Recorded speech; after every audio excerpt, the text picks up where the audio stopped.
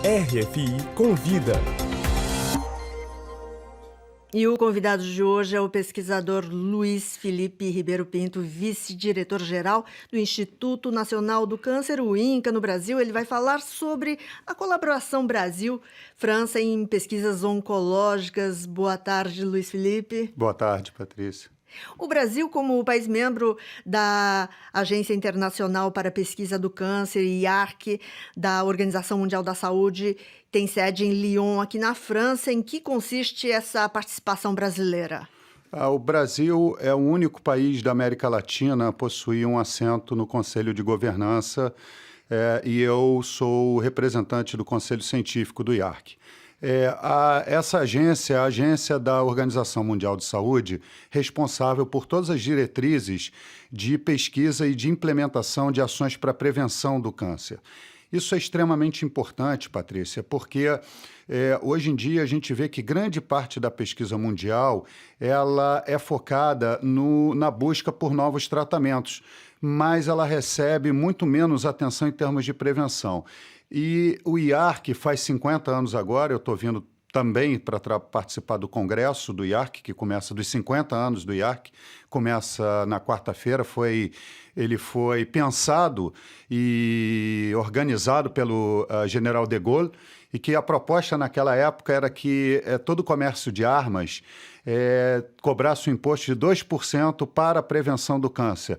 Infelizmente, o financiamento não se deu dessa forma, mas o IARC foi criado e o Brasil, com muito orgulho, é o único país da América Latina a possuir assento lá.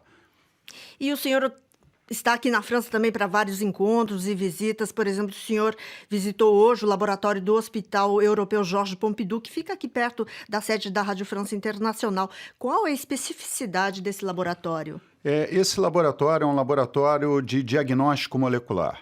Hoje em dia, a gente classifica o câncer sobre o ponto de vista molecular, ou seja, existem o mesmo tipo de câncer de mama, a gente já sabia, por exemplo, que você dava o mesmo estadiamento, você aplicava o mesmo tratamento para mulheres diferentes e a resposta era totalmente diferente. Até que a gente conseguiu entender que esses cânceres, apesar deles parecerem ser o mesmo, eles tinham alterações moleculares diferentes. Então, na verdade, a gente começou a classificá-los de uma forma mais profunda. É como se a gente tivesse um telescópio mais potente, ou um microscópio, nesse caso, mais potente, para olhar o câncer com mais detalhes. E esse laboratório é um laboratório de excelência. E o INCA da França, o Instituto Nacional de Câncer da França, criou a primeira rede de um país com dimensões populacionais maiores, a primeira rede pública de diagnóstico, de laboratórios de diagnóstico molecular. E o Brasil quer fazer a mesma coisa. O INCA do Brasil está querendo primeiro criar o seu laboratório para depois nós criarmos a rede. E nada melhor do que aprender com quem já vem fazendo isso e fazendo muito bem como um modelo. E minha visita hoje no laboratório foi ver como ele funciona na prática. Tive primeiro com a diretora do INCA e depois no laboratório. Então, conversamos sobre toda a estratégia para a implementação dessa rede de laboratórios, financiamento, como ele funciona do ponto de vista administrativo e como é que foi a estratégia. E depois eu pude ver em loco como ele funciona. E, Patrícia, eu estou extremamente bem impressionado com o funcionamento, com os profissionais, com o conhecimento, com a capacidade técnica e uma questão que me surpreendeu muito. Existem vários países, essas drogas hoje em dia que são dadas são chamadas drogas moleculares. Elas funcionam baseado hoje em dia na identificação de uma alteração molecular e, portanto, elas fazem muito menos mal, elas têm muito menos efeitos colaterais.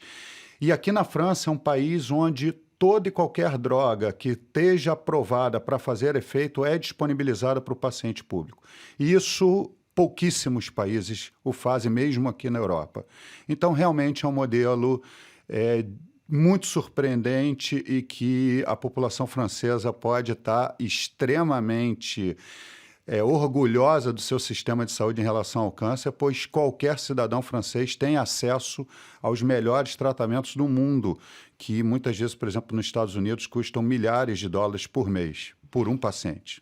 E esse sistema de saúde público aqui na França Como é que o senhor vê a instalação de um governo temporário no Brasil, que vem mudando vários setores da administração pública? No que pode afetar o setor de saúde, também em relação a esses planos, em relação ao tratamento de câncer no Brasil? Olha, Patrícia, o INCA, ele sempre foi preservado em termos de mudanças de governo. Eu já estou na vice-direção há mais de um ano, passei já por 3 ministros. O nosso diretor, ele é da casa também, ele está há 32 anos, foi o criador da rede de doadores de medula óssea do Brasil, que é a 3ª maior do mundo, só perde dos Estados Unidos e da Alemanha, integrada com elas. Qualquer paciente hoje em dia que precisar de uma doação de medula óssea, que não puder ter imunofenotipagem favorável no Brasil, pode receber dos Estados Unidos ou da Alemanha. E no INCA, nós, pelo contrário, o ministro se reuniu conosco e deu todas as garantias da continuidade do nosso orçamento e, portanto, o INCA sempre foi preservado historicamente do ponto de vista da sua função e da sua importância para a política de câncer nacional. E, para terminar, eu queria saber como é que anda a incidência de câncer no Brasil, quais são as últimas tendências? Olha, Patrícia, infelizmente, a incidência vem crescendo bastante. Isso é uma transição epidemiológica, a população vem envelhecendo rapidamente e também ficando obesa muito rapidamente. E, portanto, uma série de tumores estão começando a ficar muito comuns na nossa população e o fato é que em 2020 já será a primeira causa de morte no país. Hoje em dia, 1 a cada 3 homens, 1 a cada 5 mulheres irão desenvolver câncer, infelizmente.